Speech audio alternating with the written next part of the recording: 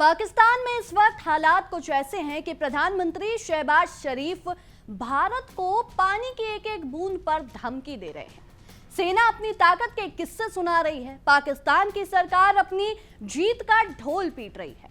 लेकिन इसी बीच बलूचिस्तान के ग्वादर से एक ऐसा वीडियो सामने आया है जिसने पाकिस्तान की पूरी कहानी पर ही सवाल खड़े कर दिए हैं।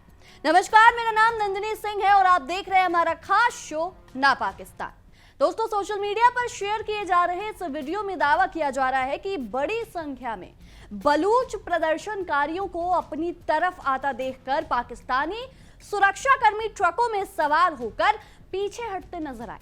वीडियो को बलूच नेता मीर यार बलूच ने भी शेयर किया है। हालांकि इस वीडियो की तारीख, स्थान और घटना की स्वतंत्र पुष्टि स्पष्ट नहीं है, इसलिए इस वायरल वीडियो से जुड़े दावे को सावधानी से देखना जरूरी है। लेकिन सवाल सिर्फ वीडियो का नहीं है, सवाल यह है कि आखिर ग्वादर में ऐसा माहौल क्यों बन रहा है? क्यों बलूचिस्तान में पाकिस्तान सरकार के खिलाफ गुस्सा लगातार दिखाई दे रहा है? और क्यों जिस ग्वादर को पाकिस्तान चीन के साथ अपनी दोस्ती और सीपेक की सफलता का प्रतीक बताता था, उसी ग्वादर में स्थानीय लोग बार बार अपनी शिकायतें लेकर सड़क पर उतर रहे हैं। यही वो सवाल है जिससे इस्लामाबाद बचना चाहता है, क्योंकि बाहर की तरफ पाकिस्तान का संदेश बहुत साफ है, हम मजबूत हैं, हम जवाब देंगे, हम किसी से नहीं डरते। लेकिन अंदर से आवाज आती है कि पहले हमें जवाब दो। यानी इस्लामाबाद भारत को चेतावनी देता है और बलूचिस्तान उससे पूछता है कि हमारी समस्याओं का समाधान कब होगा। ग्वादर पाकिस्तान के बलूचिस्तान प्रांत में स्थित एक बेहद महत्वपूर्ण बंदरगाह शहर है। ये चीन पाकिस्तान आर्थिक गलियारे यानी सीपेक का अहम हिस्सा माना जाता है। चीन ने यहाँ बड़े स्तर पर निवेश किया है और बंदरगाह को डेवलप करने की कोशिश की है। अब पाकिस्तान के लिए ग्वादर आर्थिक और रणनीतिक महत्व रखता है, जबकि चीन के लिए यह अरब सागर तक पहुंच की रणनीति का महत्वपूर्ण हिस्सा है। सरकारी कहानी बहुत शानदार है। ग्वादर में बंदरगाह बनेगा, सड़कें बनेंगी, व्यापार बढ़ेगा, नौकरियां आएंगी, स्थानीय अर्थव्यवस्था मजबूत होगी, पाकिस्तान को निवेश मिलेगा और वो क्षेत्रीय व्यापार का केंद्र बनेगा। सुनने में कहानी ऐसी लगती है जैसे ग्वादर में विकास की ऐसी बारिश होने वाली हो कि पाकिस्तान की आर्थिक किस्मत ही बदल जाएगी। लेकिन दोस्तों, जमीन पर कहानी को लेकर बलूच लोगों की अलग शिकायतें हैं। स्थानीय प्रदर्शनकारियों का आरोप है कि विकास परियोजनाओं का पर्याप्त फायदा उन्हें नहीं मिल रहा। मछुआरों की शिकायतें हैं कि समुद्र में उनकी पारंपरिक गतिविधियां प्रभावित हो रही हैं। स्थानीय लोगों का भी यह आरोप है कि सुरक्षा और विकास परियोजनाओं के नाम पर उनकी आवाजाही और आजीविका पर पाबंदियां बढ़ी हैं। अब यही पाकिस्तान की सबसे बड़ी विडंबना है। जिस ग्वादर को वो अपनी आर्थिक तरक्की का मॉडल बताता है, वहीं के लोग अपने अधिकारों को लेकर परेशान हैं। जिस बंदरगाह को पाकिस्तान चीन पाकिस्तान दोस्ती की बड़ी निशानी बताता है, वहीं स्थानीय लोगों में इस मॉडल को लेकर नाराजगी है। और जिस इलाके को इस्लामाबाद विकास की तस्वीर के रूप में पेश करके दुनिया के सामने ढोल पीटता था, वही जनता पूछ रही है, इस विकास में हमारा हिस्सा कहां है? यही सवाल बलूचिस्तान के असंतोष की जड़ में दिखाई देता है। बलूचिस्तान में दोस्तों लंबे समय से राजनीतिक, आर्थिक और सुरक्षा से जुड़े विवाद रहे हैं। स्थानीय समूहों और प्रदर्शनकारियों की शिकायतें हैं कि उन्हें संसाधनों और अधिकारों पर पर्याप्त नियंत्रण स्थानीय लोगों के पास नहीं है। दूसरी तरफ पाकिस्तान सरकार अक्सर इन आंदोलनों को सुरक्षा चुनौती और उग्रवाद के नजरिए से देखती है। यानी सरकार कहती है कि यह सुरक्षा का मामला है, प्रदर्शनकारी कहते हैं यह अधिकारों का मामला है, और इसी टकराव ने समस्या को और गहरा कर दिया है। अब जरा शहबाज शरीफ के बयान को देखिए। पाकिस्तान के स्वतंत्रता दिवस की पूर्व संध्या पर प्रधानमंत्री शहबाज शरीफ ने भारत को लेकर फिर आक्रामक बयान दिया। उन्होंने कहा कि पाकिस्तान के पानी की एक एक बूंद उसकी रेड लाइन है और अगर पाकिस्तान की संप्रभुता या सुरक्षा को चुनौती दी गई तो जवाब दिया जाएगा। वाह, सुनने में बयान ऐसा है जैसे पाकिस्तान के सामने इस वक्त सबसे बड़ी समस्या भारत ही हो। लेकिन उसी समय देश के अंदर सवाल उठ रहे थे। बलूचिस्तान में असंतोष है, ग्वादर में स्थानीय शिकायतें हैं, पीओके में भी आर्थिक और राजनीतिक मुद्दों को लेकर विरोध की घटनाएं सामने आती रही हैं। और इन सब के बीच शहबाज शरीफ का भाषण किस दिशा में जाता है? भारत, कश्मीर, युद्ध, पानी, सेना, यानी घर में सवाल बढ़ रहे हैं और सरकार पड़ोसी का नाम लेकर माइक संभाल रही है। पाकिस्तान की राजनीति में भारत का नाम लेना कोई नई रणनीति नहीं है, इनका तो बल्कि पॉलिटिक्स ही भारत के नाम पर चलता है।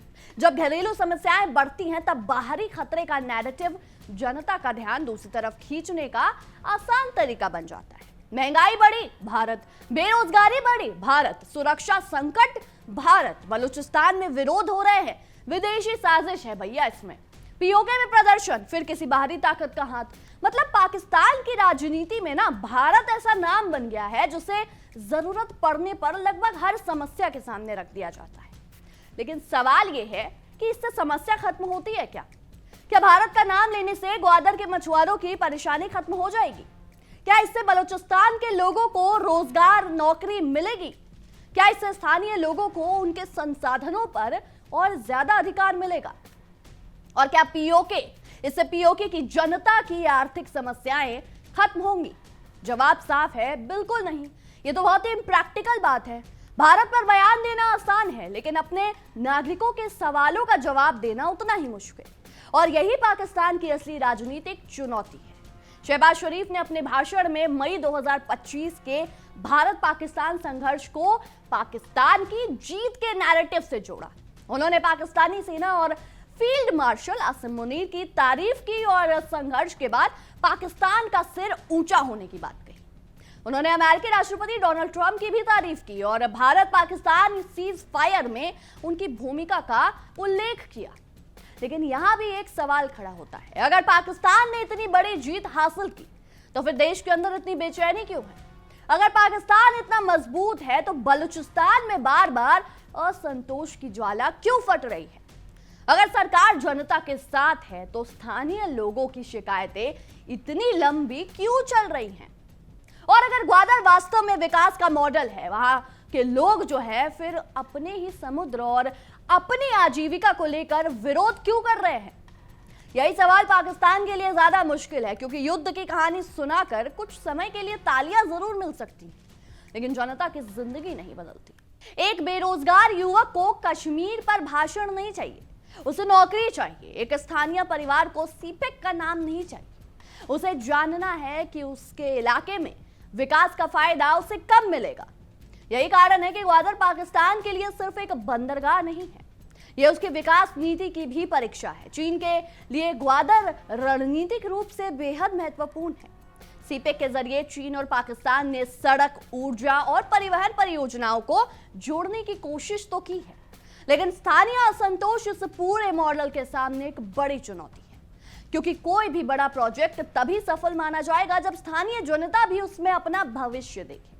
अगर स्थानीय लोग ही कहें कि विकास से उनकी जिंदगी आसान नहीं बल्कि मुश्किल हुई है, तो सरकार को रुककर सवाल सुनने पड़ेंगे। सिर्फ सुरक्षा बल भेजने से भरोसा पैदा नहीं होता, सिर्फ भाषण भर से भरोसा पैदा नहीं होता है, और सिर्फ चीन के निवेश का नाम लेने से स्थानीय असंतोष खत्म नहीं होता।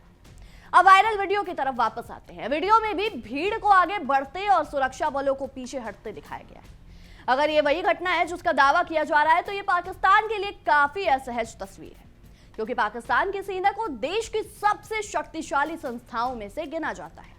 भारत के खिलाफ उसकी ताकत की चर्चा लगातार होती है, लेकिन अगर अपने ही देश के नागरिकों के विरोध के सामने सुरक्षा कर्मियों को पीछे हटना पड़े तो सवाल सिर्फ सेना पर नहीं बल्कि सरकार की नीति पर भी उठता है।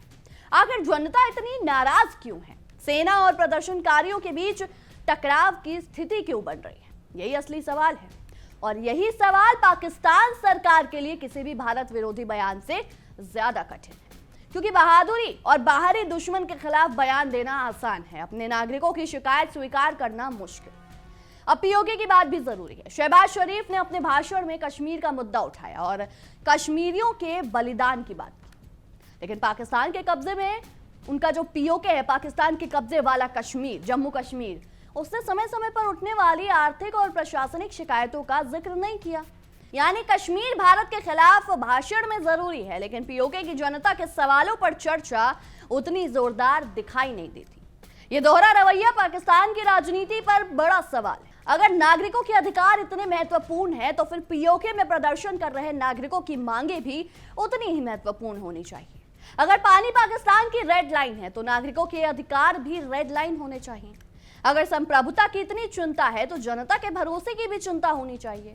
और अगर पाकिस्तान शांति और स्थिरता चाहता है तो अपने ही नागरिकों के साथ संवाद भी जरूरी है। बलूचिस्तान का संकट सिर्फ एक दिन में पैदा नहीं हुआ, ये लंबे समय से चले आ रहे राजनीतिक और आर्थिक तनाव का परिणाम है। इसलिए किसी एक प्रदर्शन को दबाने से समस्या खत्म नहीं होगी।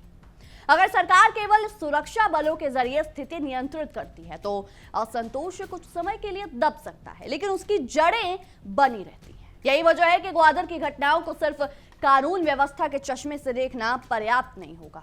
ये राजनीतिक भरोसे का सवाल बन चुका है, आर्थिक हिस्सेदारी का सवाल है, स्थानीय अधिकारों का सवाल है और सबसे बढ़कर जनता और सत्ता के रिश्तों का सवाल है। पाकिस्तान खुद को परमाणु शक्ति बताता है, उसके पास बड़ी सेना है, मिसाइलें हैं, रणनीतिक साझेदार है, लेकिन कोई देश सिर्फ हथियारों से मजबूत नहीं बनता। मजबूत देश वो होता है जहां जनता को अपनी सरकार पर भरोसा, जहां नागरिकों को लगे कि उनकी आवाज सुनी जा रही है, जहां विकास का फायदा सिर्फ कागजों पर नहीं बल्कि जमीन पर दिखाई दे, और जहां सरकार हर घरेलू सवाल का जवाब किसी बाहरी दुश्मन के नाम से ना दे। यही वो जगह है जहां पाकिस्तान की मौजूदा राजनीति सवालों के घेरे में आती है, क्योंकि एक तरफ शहबाज शरीफ कहते हैं कि पाकिस्तान किसी भी चुनौती का जवाब देगा, दूसरी तरफ बलूचिस्तान पूछता है हमारी शिकायत का जवाब कब मिलेगा। शहबाज शरीफ कहते हैं कि पाकिस्तान के पानी की एक एक बूंद रेड लाइन है। ग्वादर पूछता है हमारे समुद्र और हमारी आजीविका की रेड लाइन कौन तय करेगा। शहबाज कहते हैं कि पाकिस्तान में उन्होंने युद्ध में जीत हासिल की है। जनता पूछती है तो हमारी जिंदगी कब सुधरेगी। यही विरोधाभास पाकिस्तान की पूरी कहानी के सामने खड़ा है, और शायद इसीलिए ग्वादर का ये वीडियो इतना चर्चा में है, क्योंकि लोग सिर्फ वीडियो नहीं देख रहे, वो उसके पीछे की कहानी देख रहे हैं। वो पूछ रहे हैं कि आखिर एक देश, ऐसा देश जो दुनिया को अपनी सैन्य ताकत दिखाता है, वो अपने ही नागरिकों के असंतोष को राजनीतिक तरीके से क्यों नहीं सुलझा पा रहा। क्यों हर सवाल के सामने सुरक्षा बल खड़े दिखाई देते हैं, क्यों हर घरेलू संकट के समय भारत का नाम सामने आ जाता है, और कब तक पाकिस्तान की राजनीति जनता की असली समस्याओं से बचती रहेगी। शहबाज शरीफ को भारत को धमकी देने से पहले शायद अपने घर की आवाज सुननी चाहिए, क्योंकि भारत को पानी पर चेतावनी देने से बलूचिस्तान की समस्या खत्म नहीं होगी। कश्मीर का नाम लेने से ग्वादर के मछुआरों को रोजगार नहीं मिल जाएगा। ट्रंप की तारीफ कर देने से पाकिस्तान की घरेलू राजनीति थोड़ी स्थिर हो जाएगी, और सेना की तारीफ करने से जनता का भरोसा अपने आप वापस नहीं आएगा। अगर पाकिस्तान वास्तव में मजबूत बनना चाहता है तो उसे सिर्फ सीमा की सुरक्षा नहीं, जनता के भरोसे की भी सुरक्षा करनी होगी, क्योंकि किसी भी देश की असली ताकत सिर्फ उसकी सेना नहीं होती, उसकी जनता भी होती है। और जब जनता सवाल पूछने लगे तो उन सवालों को देशभक्ति के नारों से दबाने के बजाय उनका जवाब देना पड़ता है। ग्वादर का मामला इसी बड़े सवाल की ओर इशारा करता है। क्या पाकिस्तान अपने नागरिकों की शिकायतें सुनेगा? क्या बलूचिस्तान में राजनीतिक संवाद बढ़ेगा? क्या स्थानीय लोगों को विकास परियोजनाओं में वास्तविक फायदा मिलेगा? क्या ग्वादर के मछुआरों की चिंताएं, उनको गंभीरता से लिया जाएगा? क्या पीओके के लोगों के आर्थिक और प्रशासनिक सवालों पर खुलकर बात होगी, या फिर पाकिस्तान की पुरानी रणनीति ही जारी रहेगी? भारत का नाम लो, कश्मीर का राग अलापो, युद्ध की बात करो, सेना की तारीफें करो और घरेलू सवालों को पीछे कर दो। लेकिन अब समस्या यह है कि सोशल मीडिया के दौर में जमीन की तस्वीर छिपाना आसान नहीं। वायरल वीडियो हर दावे पर सवाल खड़े कर सकता है, स्थानीय लोग अपनी आवाज दुनिया तक पहुंचा सकते हैं, और सरकार के आधिकारिक नैरेटिव के सामने दूसरी कहानी भी दिखाई दे सकती है। इसलिए पाकिस्तान के लिए असली चुनौती भारत नहीं बल्कि अपने ही नागरिकों का भरोसा है, क्योंकि भारत के खिलाफ भाषण से तालियां मिल सकती हैं, लेकिन बलूचिस्तान की समस्या का समाधान नहीं। युद्ध की बातें टीवी स्टूडियो को गर्म कर सकती हैं, लेकिन बेरोजगारी कम नहीं कर सकती। कश्मीर का नाम राजनीतिक माहौल बना सकता है, लेकिन ग्वादर के मछुआरे की रोजी नहीं बचा सकता। और ट्रंप की तारीफ अंतर्राष्ट्रीय सुर्खियां बना सकती हैं, लेकिन पाकिस्तान की घरेलू परेशानियां खत्म नहीं कर सकती। यही वजह है कि पाकिस्तान के सामने आज सबसे बड़ा सवाल सैन्य ताकत का नहीं, राजनीतिक स्थिरता का है। किसी देश के पास कितने टैंक हैं, कितनी मिसाइलें हैं और कितने सैनिक हैं, ये महत्वपूर्ण हो सकता है, लेकिन उससे भी ज्यादा महत्वपूर्ण यह है कि उस देश के नागरिक अपने भविष्य को लेकर कितना सुरक्षित महसूस कर रहे हैं। अगर जनता को लगता है कि विकास का फायदा उसे नहीं मिल रहा, अगर उसे लगता है कि उसके संसाधनों पर उसका नियंत्रण कम हो रहा है, अगर उसे लगता है कि उसकी आवाज को सुरक्षा के नाम पर दबाया जा रहा है, तो धीरे धीरे सरकार और जनता के बीच भरोसे की दीवार कम होती जाती है। और जब भरोसा कमजोर होता है, तब कोई भी वायरल वीडियो सिर्फ एक वीडियो नहीं रहता, वो एक प्रतीक बन जाता है। ग्वादर का वायरल वीडियो भी इसी वजह से चर्चा में है। वो चाहे किसी पुराने प्रदर्शन का हो या किसी हालिया घटना का, उसकी चर्चा ने उस सवाल को फिर से सामने ला दिया है जिसे पाकिस्तान लंबे समय से टालने की कोशिश करता है। बलूचिस्तान के लोगों की शिकायतें, उनका समाधान क्या है? क्योंकि बलूचिस्तान सिर्फ जमीन का एक टुकड़ा नहीं है, यह पाकिस्तान के लिए प्राकृतिक संसाधनों, समुद्री पहुंच और रणनीतिक महत्व का बेहद अहम क्षेत्र है। अगर वहां के लोगों में लगातार असंतोष रहता है, तो यह पाकिस्तान की आर्थिक और सुरक्षा दोनों योजनाओं के लिए चुनौती है। सीपेक की सफलता के लिए सिर्फ सड़क और बंदरगाह पर्याप्त नहीं है, उसके लिए स्थानीय स्थिरता भी जरूरी है। चीन के निवेश के लिए सिर्फ सुरक्षा घेरा पर्याप्त नहीं है, स्थानीय जनता का सहयोग भी चाहिए। और पाकिस्तान की अर्थव्यवस्था के लिए सिर्फ विदेशी निवेश पर्याप्त नहीं है, उस निवेश का लाभ जनता तक पहुंचना भी जरूरी है, ना कि आसिम मुनीर और शहबाज शरीफ की जेब तक। यही वजह है कि ग्वादर को लेकर पाकिस्तान को सिर्फ सुरक्षा नीति नहीं, बल्कि राजनीतिक और आर्थिक नीति पर भी विचार करना होगा। लेकिन इस्लामाबाद की राजनीति में अभी भी भारत का मुद्दा ज्यादा आसान दिखाई दे रहा है, क्योंकि भारत का नाम लेते ही राष्ट्रवाद की भाषा शुरू हो जाती है, टीवी स्टूडियो में बहस शुरू हो जाती है, सोशल मीडिया पर बयान वायरल हो जाते हैं और सरकार को घरेलू सवालों से कुछ समय के लिए राहत मिल जाती है। लेकिन ये राहत स्थायी नहीं है, क्योंकि जब बिजली का बिल घर पहुंचता है ना, तब भारत का नाम काम नहीं आएगा। जब नौकरी नहीं मिलेगी, तब कश्मीर का भाषण काम नहीं आता। जब मछुआरों को समुद्र में जाने से परेशानी होगी, तब सेना की तारीफ काम नहीं आती। और जब स्थानीय नागरिक अपने अधिकारों की मांग करते हैं, तब किसी विदेशी नेता की तारीफ उसके सवाल का जवाब नहीं बनती। यही पाकिस्तान की मौजूदा राजनीति की सबसे बड़ी विरोधाभास है। एक तरफ लगातार ताकत का प्रदर्शन, दूसरी तरफ लगातार असंतोष, एक तरफ जीत का दावा, दूसरी तरफ घरेलू संकट, एक तरफ भारत को धमकी, दूसरी तरफ बलूचिस्तान में सवाल। और इसी वजह से शहबाज शरीफ का भाषण सुनते ही एक सवाल बार बार सामने आता है, क्या पाकिस्तान के पास बाहरी दुश्मन के लिए ज्यादा शब्द है और अपने नागरिकों के लिए कम जवाब? क्योंकि अगर ऐसा है तो समस्या सिर्फ राजनीतिक नहीं है, यह शासन की समस्या है। अब गेंद पाकिस्तान सरकार के पाले में है, उसे तय करना है कि वो कब तक बाहरी खतरे की कहानी सुनाकर अंदर के सवालों से बचती रहेगी।